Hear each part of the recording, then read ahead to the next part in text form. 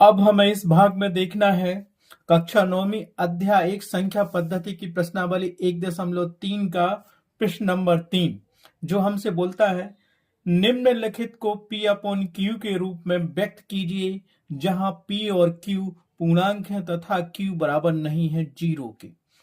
जिसका पहला सवाल हमें दिया है 0.6 बार। अब हम इसको क्या लिख सकते हैं और इसे हम किस प्रकार हल करते हैं, आगे हम इसको देखते हैं। अब हम 0.6 बार को क्या लिख सकते हैं, यहां देखिए हम 0.6 बार को क्या लिखेंगे। तो हम यहां क्या करेंगे, माना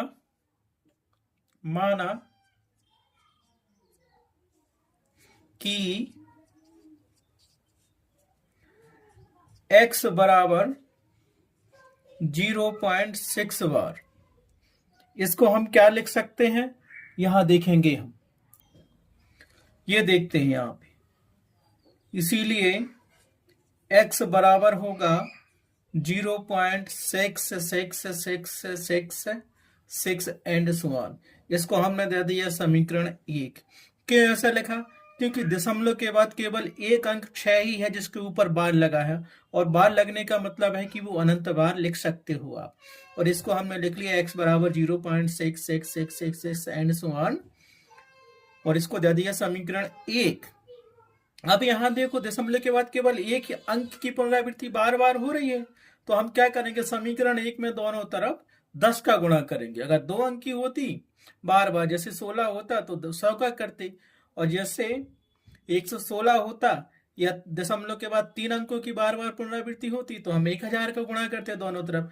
लेकिन हमें इसमें दिया है दशमलव के बाद 6 एक ही अंक है जो बार बार रिवाइज हो रहा है, 6 अंक की पुनरावृत्ति बार बार हो रही है, इसलिए हम समीकरण 1 में दोनों तरफ 10 का गुणा करेंगे, जैसा कि हमने यहां लिख दिया है। अब यहां पर दशमलव के बाद एक अंक 6 की पुनरावृत्ति होती है, इसलिए समीकरण 1 में दोनों तरफ 10 का गुणा करने पर तो समीकरण 1 क्या बन जाएगा हमारे पास, 10 गुणित x बराबर 10 गुणित 0.6666 एंड सो ऑन, ये हो गया। तो समीकरण 1 हमारे पास सीधा सीधा बन जाएगा, यहाँ 10x आ जाएगा और 10 का गुणा करेंगे तो दशमलव के बाद 6 दिया है तो एक अंक इस तरफ आ जाएगा, तो गुणा करेंगे तो ये 6.6666 एंड सो ऑन इन्फिनिटी, और इसको हमने दे दिया समीकरण नंबर 2। अब देखो समीकरण 1 और 2, अब सीधा सीधा हम क्या करेंगे, इनको हल निकालना है, x का मान निकालना, तो हम क्या करेंगे, इसीलिए अब समीकरण 2 में से समीकरण 1 को घटाने पर याद रखना, हमें समीकरण 2 में से 1 को घटाएंगे हम, तो समीकरण 2 पहले लिखेंगे तो क्या मिलेगा हमें, यहां पर 10x बराबर 6.6666 और एंड सो ऑन करते गए। अब समीकरण 1 क्या है वो भी लिख लो, समीकरण 1 भी लिख लिया, बराबर हमने किया 0.6666 और वो भी एंड सो ऑन। अब यहाँ पे हम घटा रहे हैं तो माइनस का साइन करते हैं, 6 में से 6 गया 0, 6 में से 6 गया 0, 6 में से 6 गया 0, 6 में से 6 गया 0, 6 में से 6 गया 0, तो 0 को लिखते नहीं है, वो तो 0 ही आएगा, और 6 में से 0 गया तो क्या बचेगा, 6 ही रहेगा। बराबर का साइन किया और 10x में से x गया तो हमारे पास मिल गया 9x। मिल गया कि नहीं मिला, सो दैट इंप्लाइज x बराबर हमें क्या मिल गया, 6/9। ये कट रहा है तो काट दो, नहीं कट रहा तो मत काटो, यहाँ पे तो ये कट जाता है, तो ये मिल गया हमें 3 दूनी 6 और 3 तिरका 9। तो x बराबर हमारे पास वैल्यू आ गई 2/3, जो कि x बराबर 2/3 जो कि P अपॉन Q के रूप की है, जहां P बराबर 2 और Q बराबर 3, और Q बराबर 3 है तो 3 0 के बराबर नहीं होता, नहीं है 0 के, अतः उत्तर बराबर हमारे पास क्या आ जाएगा, उत्तर बराबर आ जाएगा 2/3 अर्थात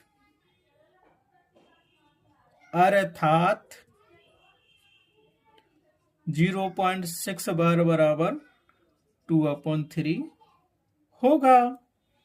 कंप्लीट। इसी प्रकार क्वेश्चन नंबर तीसरे का दूसरा क्वेश्चन हमें दिया गया है 0.47 बार को P/Q के रूप में व्यक्त करो। तो कैसे करेंगे? यहाँ पे दशमलव के बाद एक ही अंक की पुनरावृत्ति हो रही है, वो है 7। तो हम मानेंगे कि x बराबर 0.47 बार। इसको हम क्या लिख सकते हैं? इसको हम लिख सकते हैं x बराबर 0.477777 एंड सो ऑन इंफिनिटी। इसको हमने दे दिया इक्वेशन 1। अब यह हम क्या करेंगे? जो पहले क्वेश्चन में किया था वही कंडीशन यहां पे बन रही है। अब देखो यहां पर दशमलव के बाद एक अंक 7 की पुनरावृत्ति होती है, इसलिए समीकरण 1 में दोनों तरफ 10 का गुणा करने पर, अब 10 का गुणा समीकरण 1 में करेंगे तो हम क्या लिखेंगे इसको? इसीलिए 10 गुणित x बराबर 10 गुणित 0.477777 एंड सो ऑन इंफिनिटी, और इसका गुणा करेंगे तो हमें मिलेगा यहां से ये 10x मिलेगा। इस तरफ किया हमने तो दशमलव एक अंक के बाद दशमलव आएगा, क्योंकि यहाँ पे एक शून्य है, तो ये हमें मिल जाएगा 4.7777 एंड सो ऑन इंफिनिटी, और इसको हमने नंबर दे दिया समीकरण 2। अब क्या करेंगे? x की वैल्यू फाइंड करने है, तो समीकरण 1 और दूसरे x की वैल्यू हम फाइंड करेंगे, तो हम लिख देंगे, इसीलिए तो हम क्या करेंगे? समीकरण 2 में से समीकरण 1 को घटा देंगे। तो समीकरण 2 पहले लिखेंगे तो हमें क्या मिलेगा? 10x बराबर 4.7777 एंड सो ऑन इंफिनिटी, और फिर समीकरण 1 क्या है हमारे पास, उसको लिख लेते हैं। x बराबर 0.477777 एंड सो ऑन इंफिनिटी। अब समीकरण 2 में से समीकरण 1 2 घटाना है, तो हम उस लाइन खींच लेते हैं। ये माइनस कर दिया, घटा दिया, 7 में से 7 गया 0, 7 में से 7 गया 0, 7 में से 7 गया 0, 7 में से 7 गया 0, 7 में से 7 गया 0, और 7 में से 4 गया तो 3 दशमलव, और 4 में से 0 गया तो 4, और बराबर क्या मिलेगा हमें? 10x में से x गया तो ये 9x हो गया। तो इसको हम क्या लिख सकते हैं? 9x equal to 4.3।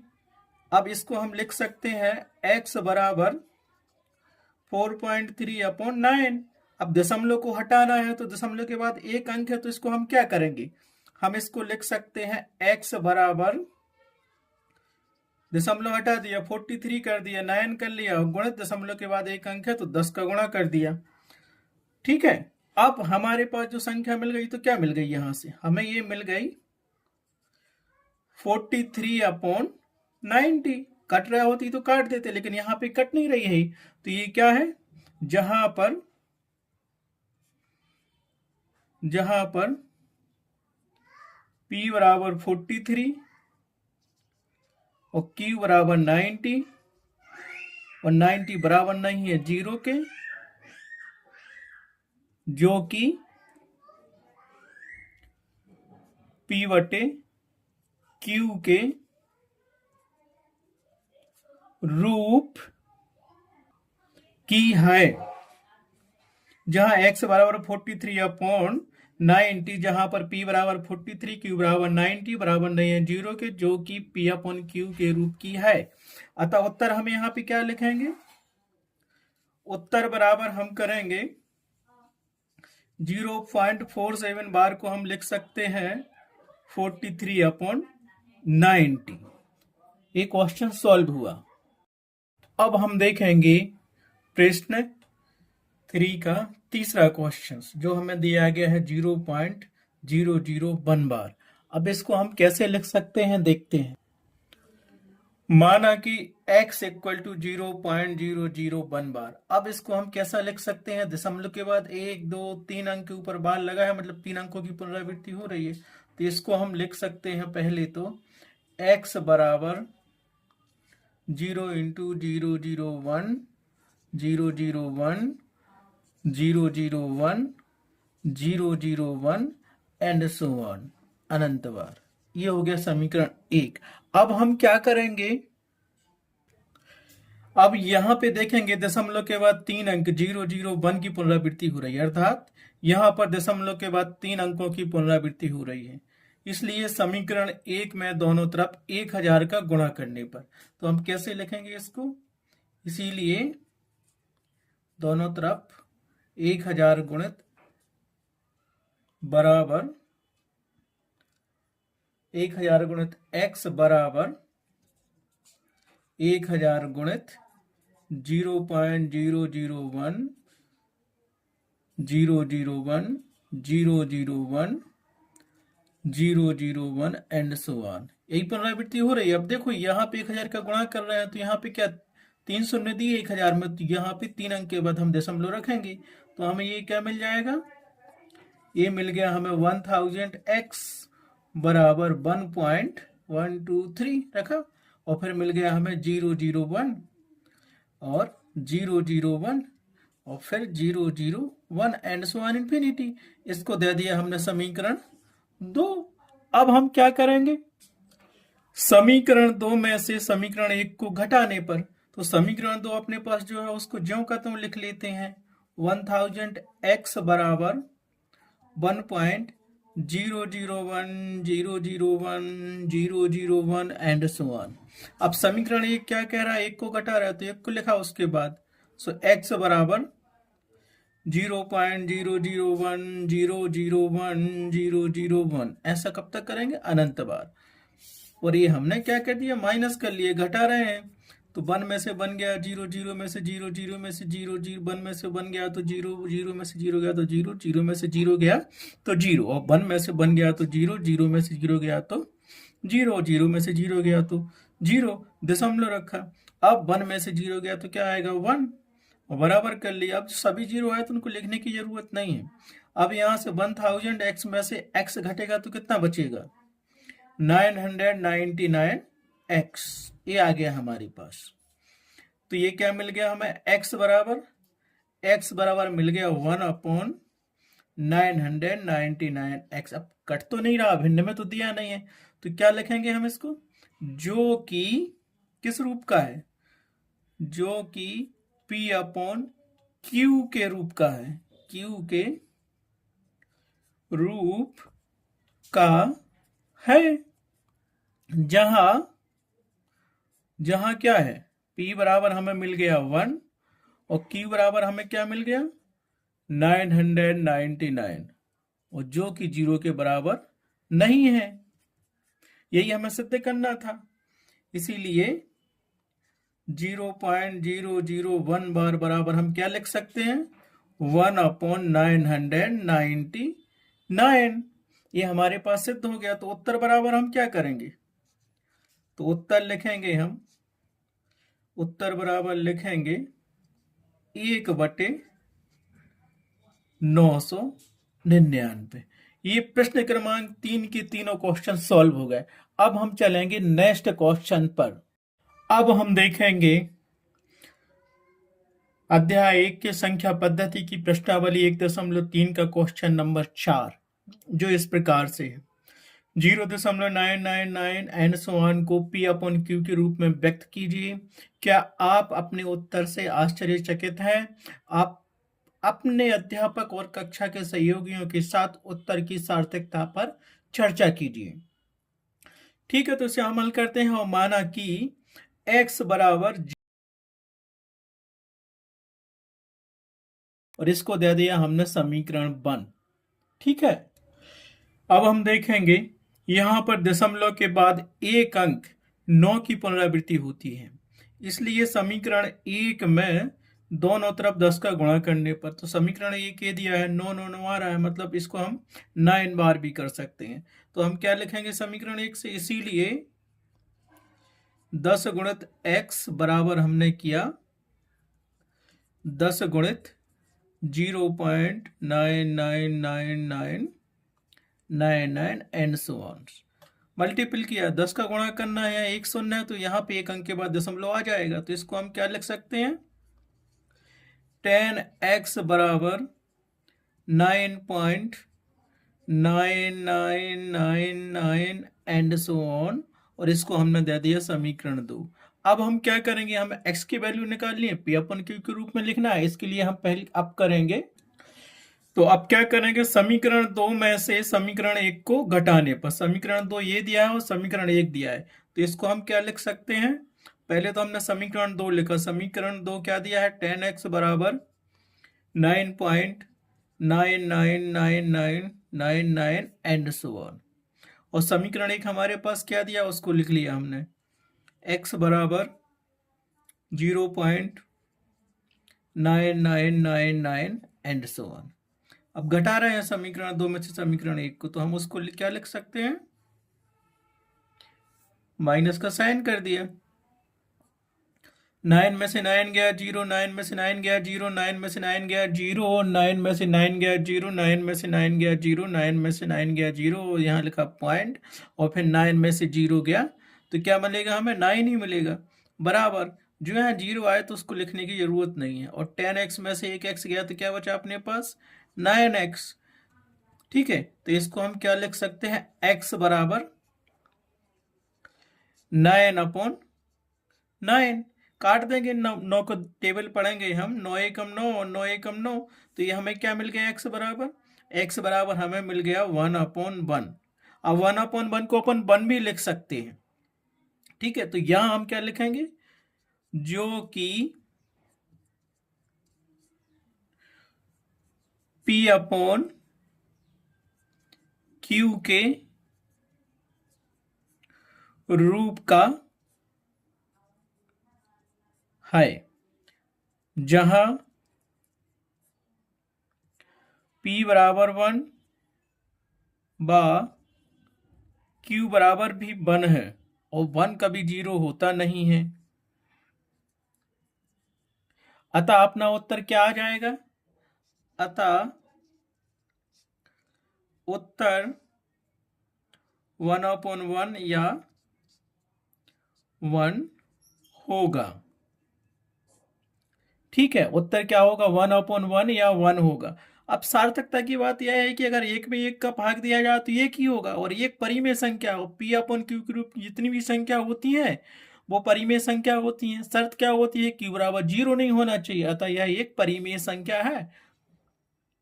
अब हमें प्रश्नावली 1.3 के अध्याय 1 के 5वें क्वेश्चन को सॉल्व करना है।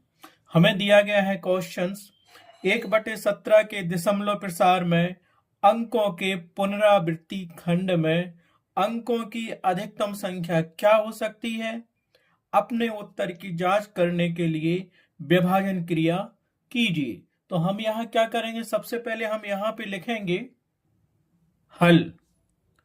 हमें क्या दिया गया है 1/17। अब 1/17 में विभाजन क्रिया हम किस प्रकार करेंगे, विभाजन क्रिया का मतलब होता है 1 में 17 का भाग देना, तो हम इसको लिखेंगे इस प्रकार से, हम इसको लिख सकते हैं 1/17 को हम लिखेंगे 1 में 17 का भाग देना। अब हम यहाँ देखते हैं कि 1 तो छोटा है 17 से, तो हमें क्या करना पड़ेगा, यहाँ दशमलव रखना पड़ेगा और यहाँ शून्य रखना पड़ेगा। फिर भी 10 छोटा है 17 से, तो यहाँ 0 रखा और एक शून्य यहाँ रख दिया। ठीक, अब ये मिल गया हमें 100, जो कि 17 से बड़ा है। अब 17 का दुनिया इतनी बार पढ़ो कि या तो 100 पूरा कट जाए या उससे कम रहे, तो 17 पौने क्या होगा 85, 17 पंचे 85, बस 100 में से 85 घटाएंगे तो कितना बचा हमारे पास, शून्य के माने 10, 10 में से 5 गए तो 5 बचा, हासिल आई 1 वापस की, शून्य के माने 10, 10 में से 9 गए तो 1 बचा, हासिल आई 1 तो 0। अब यहाँ पे मिल गया हमें 15, जो कि 17 से कम है, तो जो फ्री का शून्य हमें मिलता है वो हमने यहाँ रख लिया। अब 17 का दुनिया पढ़ो कि 150 पूरा कट जाए या उससे कम रहे, तो हम यहाँ पढ़ेंगे तो 17 अट्ठे कितना होगा, 17 अट्ठे 136, 17 अट्ठे 136। अब 150 में से 136 घटे तो शून्य के माने 10, 10 में से 6 गए तो कितने बचे हमारे पास 4। हौसला एक वापस की तो 5 में से 4 गए तो कितना बचा 1, और 1 में से 1 गए 0। फिर 14 छोटा है 17 से, तो फ्री का शून्य फिर रख लिया हमने। अब 17 का दुनिया फिर पढ़ो कि 140 पूरा कट जाए या उससे कम रहे। तो 17 का दुनिया अभी तो हमने पढ़ा था 8 बार, तो 136 आया था। फिर से पढ़ेंगे तो फिर भी 8 बार जाएगा। 17 8 136, तो ये हो गया।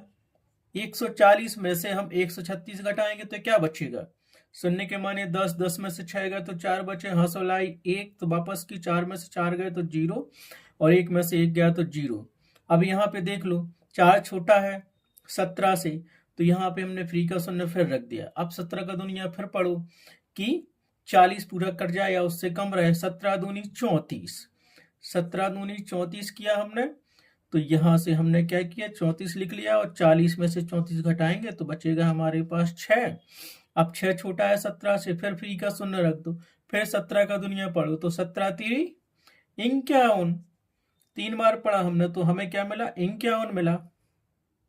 17 3 हो गया 51, 51 61 में से 51 गए तो कितने बचेंगे हमारे पास 9। अब 9 छोटा है किससे 17 से, तो यहाँ फ्री का जो शून्य मिलेगा वो रख लो। ओके, अब हम ठीक है, हमने फ्री का शून्य रख लिया तो हो गया 90। अब 17 का दुनिया पढ़ो कि 90 पूरा कट जाए या उससे कम रहे। तो 17 पौने 85, 17 पंचे 85, तो यहाँ लिख दिया हमने 85। 85 90 में से 85 गए तो हमारे पास बचा 5। अब 5 छोटा है 17 से, तो फ्री का शून्य हमने यहाँ फिर रख दिया। अब 17 का दुनिया पढ़ो तो क्या होगा, 17 3 51 होता है, तो 17 दूनी क्या करेंगे 34। कितनी बार 2 बार, 17 दूनी 34। ये घटा दो, 50 में से 34 गए तो हमारे पास 50 में से 34 जाएंगे तो हमारे पास क्या बचेंगे 16। 16 छोटा है 17 से, फ्री का शून्य हमने फिर रख लिया। अब हम क्या करेंगे 17 का दुनिया फिर पढ़ो तो कितनी बार पढ़ोगे 17 नम्मा 153, ये हो गया 17 नम्मा 153। अब 160 में से 153 घटाएंगे तो क्या बचेगा, देखो 160 में से 153 घटाएंगे तो हमें मिल जाएगा शून्य के माने 10 में से 3 गए तो बचा 7, हंसोलाई 1 तो 6, 6 में से 6 गए 0, तो 1 में से 1 गया 0। अब यहाँ दिख रहा है कि 7 17 से छोटा है, तो फ्री का शून्य हमने फिर रख लिया। हमने पढ़ा था ये कितनी बार दुनिया, अभी 9 बार पढ़ा था ना 17 नंबर। ठीक है, अब हमें पढ़ना है कितनी बार की 70 पूरा कट जाए या उससे कम हो। तो हम पढ़ेंगे 17 दूनी 34, 17 3 51, 17 चौके 68, तो यहाँ तो लिख लिया 4 और यहाँ लिख दिया 68। अब 68 को हम घटाएंगे 70 में से तो क्या बचेगा 2 बचा। 2 फिर भी छोटा है 17 से, तो हमने यहाँ फ्री का शून्य फिर रख लिया। अब पढ़ो 17 का दुनिया की 20 पूरा कट जाए तो 17 एकम 17, ठीक, तो ये आ गया 17। घटा दो 20 में से 17 को तो कितना बचेगा हमारे पास 3। 17 एकम एक बार पढ़ा ना तो ये यहाँ लिख दिया।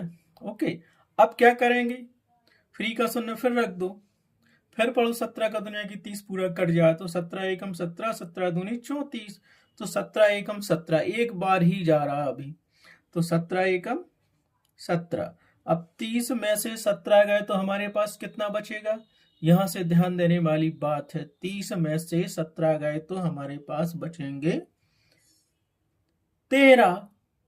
13 बचे ना हमारे पास, ठीक, बचे 13। 13 छोटा है 17 से, तो हमने फ्री का शून्य फिर रख दिया। अब 17 का दुनिया कितनी बार पढ़ो कि 130 पूरा कट जाए, अगर नहीं कट रहा है तो उससे कम आना चाहिए। तो कितनी बार पढ़ेंगे हम 17 का दुनिया, पढ़ो, ठीक है। अब हमने क्या किया 7 लिख दिया, 7 बार दुनिया पढ़ा तो 119 आ गया 17 का। अब 130 में से 119 घटेंगे तो क्या बचेगा, शून्य के मानेंगे 10, 10 में से 9 गए तो बचेगा 1, हंसोलाई 1 वापस की, 3 में से 2 गए तो बचा 1, 1 में से 1 गया तो 0। अब हमारे पास यहाँ पे आ गया 11 जो कि 17 से कम है, तो फ्री का 109 हम फिर रख लेंगे यहाँ पे, ठीक है। अब 17 का दुनिया पढ़ो कि 110 पूरा कट जाए या उससे कम रहे, तो 17 का दुनिया हम 6 बार पढ़ते हैं, तो 17 हम कितना होता है 102, और 110 में से 102 को हमने घटा दिया तो हमारे पास यहाँ बचेगा 8। और ये दुनिया हमने कितनी बार पढ़ा था 6 बार, तो हमने ऊपर लिख दिया 6। अब देखो 6 बार तो हमने लिख दिया, अब हमें क्या करना है, 8 कम है 17 से, तो फ्री का शून्य हमने फिर रख दिया। अब फ्री का शून्य रख दिया तो 17 का दुनिया पढ़ो कि 80 पूरा कट जाए या फिर उससे कम आए कुछ। तो 17 चौके क्या होगा, 17 चौके 68 होगा।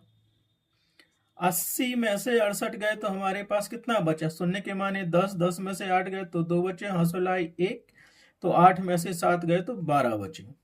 ठीक है, 4 बार हमने लिख दिया, क्या 4 बार दुनिया पढ़ा तो 17 चौके 68 हो गया। अब आ गया 12, 12 हम 17 से छोटा है तो फ्री का शून्य हमने फिर रख लिया। अब 17 का दुनिया इतनी बार पढ़ो कि या तो पूरा कट जाए या उससे कम रहे। तो हमें ध्यान होगा 17 का दुनिया हमने 7 बार पढ़ा था तो कितना आया था, 119 आ गया था। अब 120 में से 119 घटेगा तो बचेगा क्या, 1।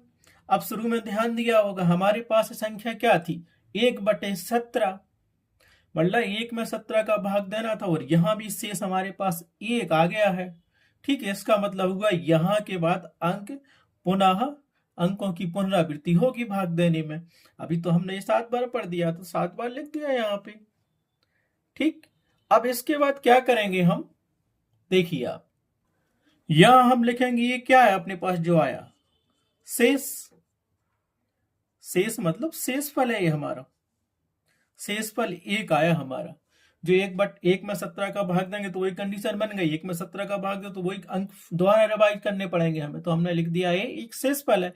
अब क्या लिखेंगे, कितने अंक तक भाग दिया हमने 1 में, उसके बाद अंकों की पुनरावृत्ति हो रही है। तो यहां देखिए आप, तो देखिए हमारा शेषफल क्या, 1, और कितनी बार भाग गया है उसमें आप गिन सकते हो। यहाँ पे देखो दशमलव के बाद 1, 2, 3, 4, 5, 6, 7, 8, 9, 10, 11, 12, 13, 14, 15, 16, 16 बार भाग देने के बाद पुनः यही अंक रिवाइज होंगे भागफल, जब हम 1 में 17 का भाग देंगे। तो इसको हम क्या कर सकते हैं, हम इसके ऊपर बार लगा सकते हैं। बार कैसा, ऐसा, मतलब इसका शेषफल कभी शून्य नहीं आएगा, अंकों की पुनरावृत्ति होगी भाग देंगे तो। इसको हम आप कैसा लिख सकते हैं, ठीक है, तो 1/17 को हम क्या लिख सकते हैं, 0.058823529411767। इसके ऊपर हमने लगा दिया बार, क्योंकि इसके बाद पुनः यही अंक रिवाइज होना शुरू हो जाते हैं, अर्थात अंकों की पुनरावृत्ति हो जाती है। अब इन अंकों को गिनेंगे तो दशमलव के बाद कितने अंक दिए गए हैं, हम यहाँ काउंट करते हैं, 1 2 3 4 5 6 7 8 9 10 11 12 13 14 15 16। अतः उत्तर में हम क्या लिखेंगे, 16 अंकों के बाद संख्याओं की पुनरावृत्ति होगी। अतः 1.3 का क्वेश्चन नंबर 5 हुआ कंप्लीट। अब हम देखते हैं नेक्स्ट क्वेश्चंस को। तो हमें देखना है प्रश्नावली 1.3 का क्वेश्चन नंबर 6। हमसे क्वेश्चन नंबर 6 से क्या पूछ रहा है, P/Q अर्थात Q बराबर नहीं है 0 के रूप की परिमेय संख्याओं के अनेक उदाहरण लीजिए। वो कह रहा अनेक उदाहरण लो जहां P तथा Q पूर्णांक है और जिनका 1 के अतिरिक्त अन्य कोई उभयनिष्ठ गुणनखंड नहीं है। ठीक है, और जिनका शांत दशमलव निरूपण प्रसार है। क्या आप यह अनुमान लगा सकते हैं कि Q को कौन सा गुण अवश्य संतुष्ट करना चाहिए। तो हम इसको हल करेंगे तो यहां लिखेंगे हल।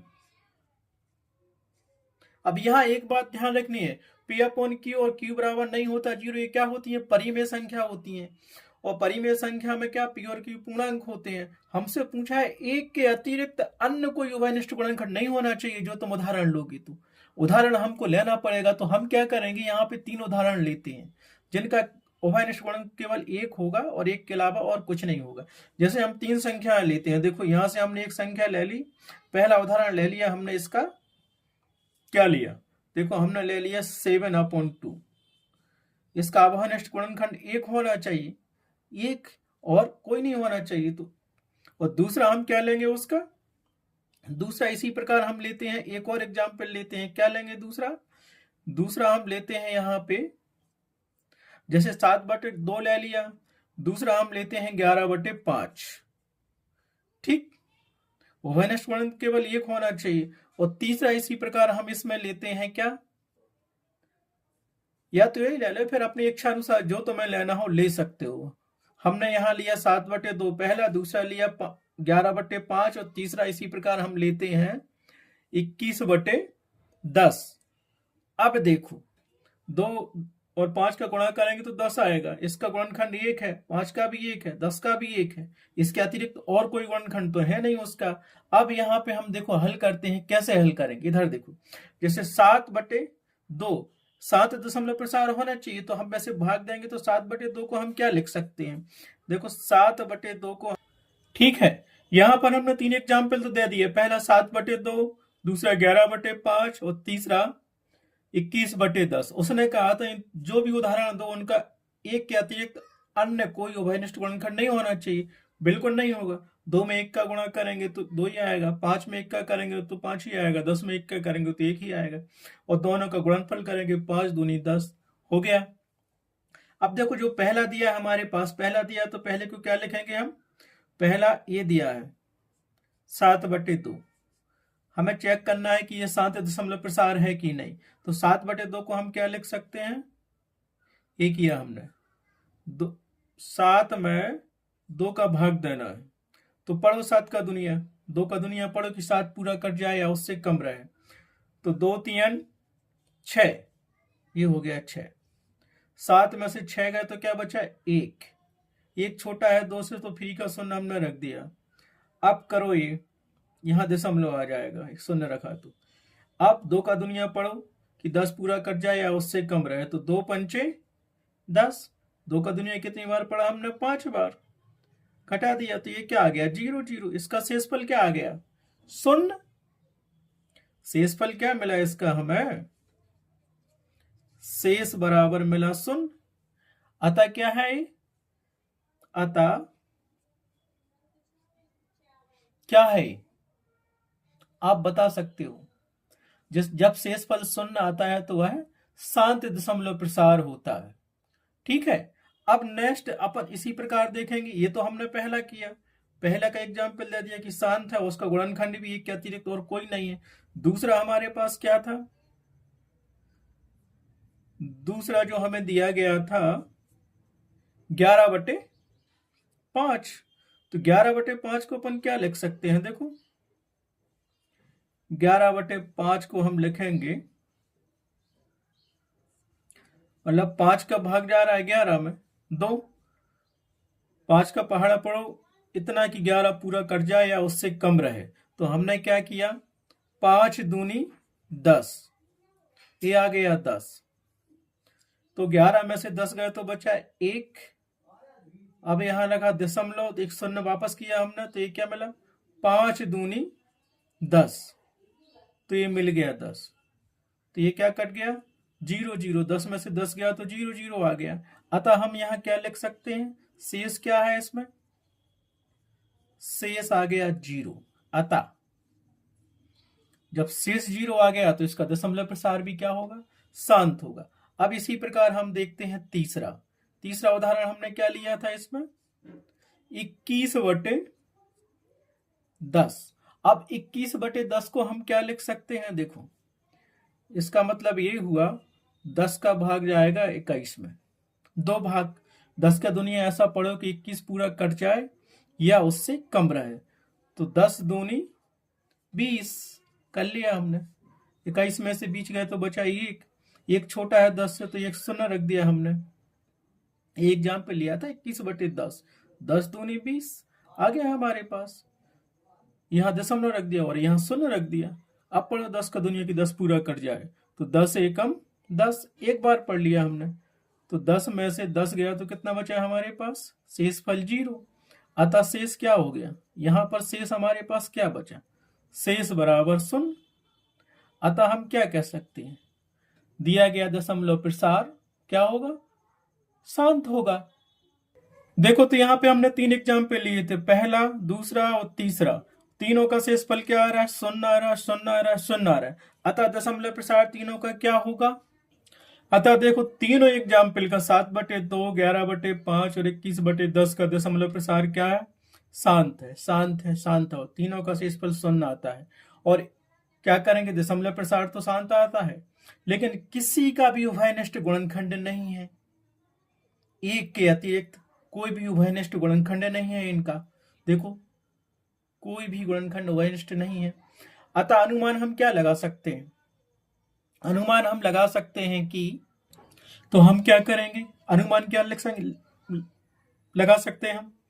किसी परिमेय संख्या का दशमलव प्रसार शांत होता है तो या होगा जब जो एग्जाम्पल दिए गए हैं उसके अकॉर्डिंग हर में केवल 2 हो, या हर में 5 हो, या हर में दोनों का गुणनफल हो, तो उसका क्या होगा? दशमलव प्रसार शांत होगा। इस प्रकार से इस भाग का लास्ट क्वेश्चन अर्थात इस प्रश्नावली 1.3 का 6वां क्वेश्चन कंप्लीट हुआ।